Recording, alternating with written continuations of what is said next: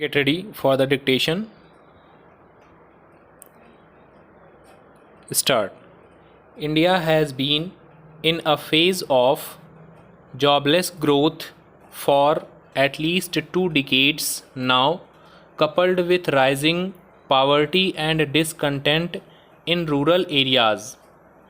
The ongoing protests against the Agnipath program, agitations against farm laws a year before, and agitation for reservation by agriculture castes are all arguably an outcome simmering discontent due to this jobless economic growth.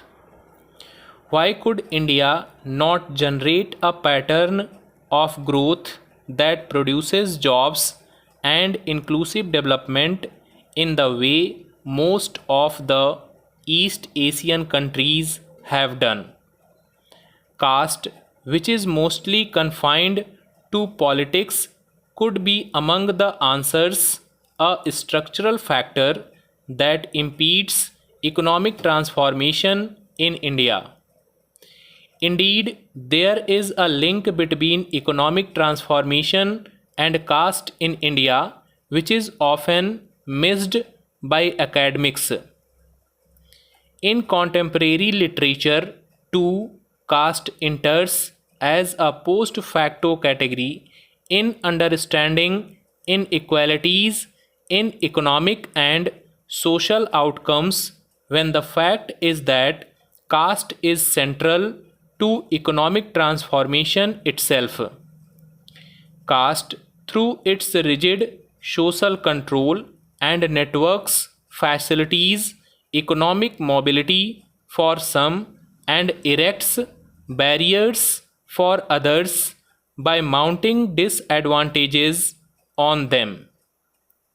Caste also shapes the ownership pattern of land and capital and simultaneously regulates access to political, social, and economic capital too.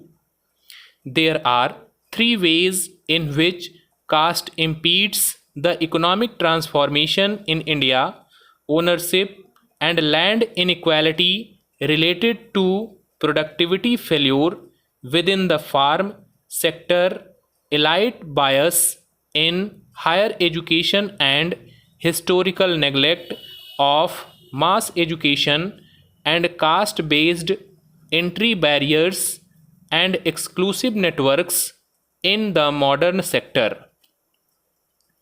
If Arthur Lewis, a Nobel Prize winner for development economics, emphasized accumulation of physical capital for economic transformation in the developing world, Theodore William Sulge, an American economist who shared the prize with him the same year in 1979, underscored the need for human capital for better transition to modern sectors.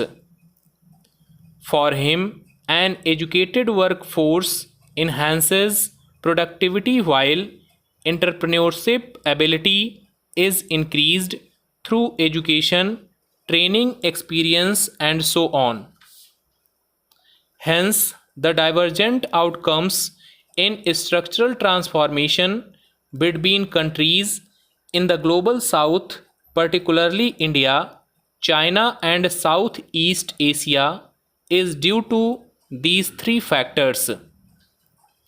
All the nations which succeeded in achieving inclusive growth in the global south had land reforms combined with human capital invested in infrastructure by promoting capitalism from below and begun industrialization in the rural sector.